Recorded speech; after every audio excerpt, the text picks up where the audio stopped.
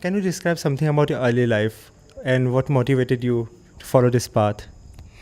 See, the most distinguishing feature of my early life, growing up years, I think is being blessed with exceptionally good parents.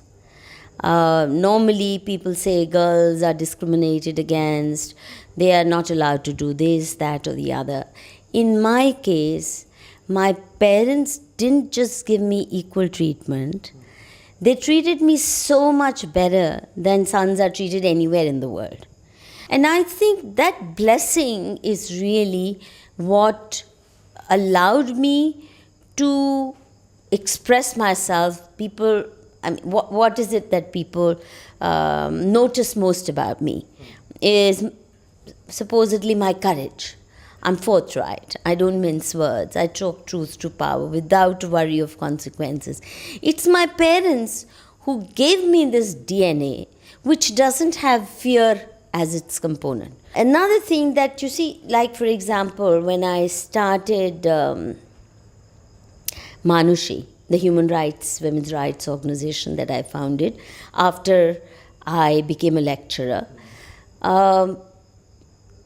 we started without funds. We decided we won't take either government funding or even all these donor agencies, Food Foundation. We will not take any. We will make it totally supported by people here who believed in the cause that Manushi stood for.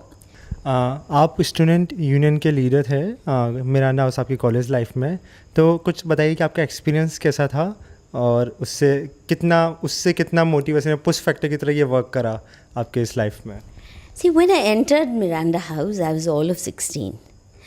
And it was in those days the most elite institution.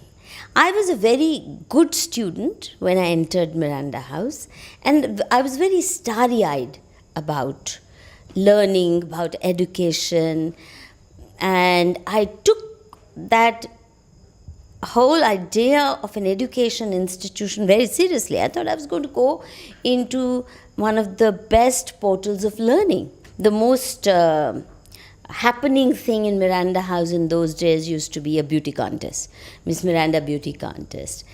And it was totally dominated by this very Anglophile set of beauties and cuties who came from elite families, who thought speaking in Hindi or any regional language made you a bhenji. It was very mindless. Teachers came, just spoke their lecture and left. They didn't care whether you understood anything or not.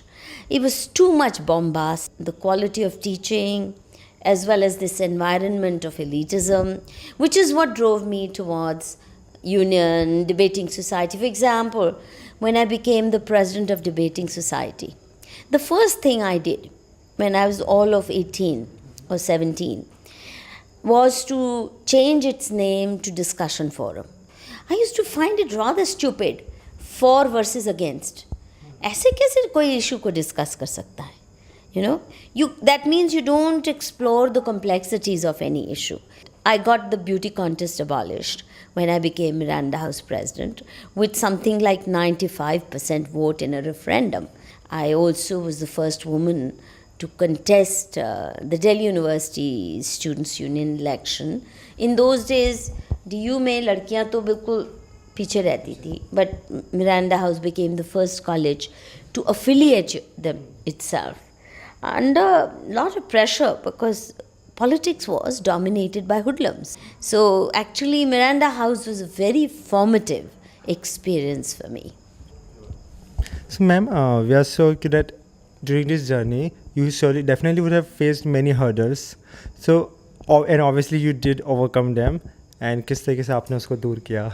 कठिनाइयाँ. When you're doing things going against the grain, when you're swimming against the tide, and you're being politically unfashionable in a way, or doing things which those who considered the elite worg or the who's who think otherwise, then you're obviously going to have this difficulty all the time. So even something like setting up Manushi. Again, it went against the tide when it said it will neither accept the journal when we set up, will not accept advertisements, so it's not a commercial thing. We will not make it a means of livelihood. It will be done in the spirit of seva, because I believe when you do public work, public service, समाज सेवा जिसको कहते हैं, उस spirit से आपने human rights की बात करनी है या वल्नरेबल ग्रुप्स के राइट्स की बात करनी है, वुमेन्स राइट्स की बात, तो मुझे लगता है कि उसको करियर नहीं ऑप्शन बना लेना चाहिए. Standing apart, saying no to government funding, saying no to corporate, not only corporate but also foreign funding, living off just labor of love with small donations, small contributions, running a journal, doing legal aid work, doing policy reform work, research, investigations. Because I believe we need informed activism in this country, which is also the kind that doesn't assume that we know best for what is good for people. We should take their ideas, aspirations, and values into account. Then when we got involved with, I got involved with this whole agenda of, bottom-up agenda of economic reforms. Economic reforms सिर्फ corporate sector के लिए नहीं हो.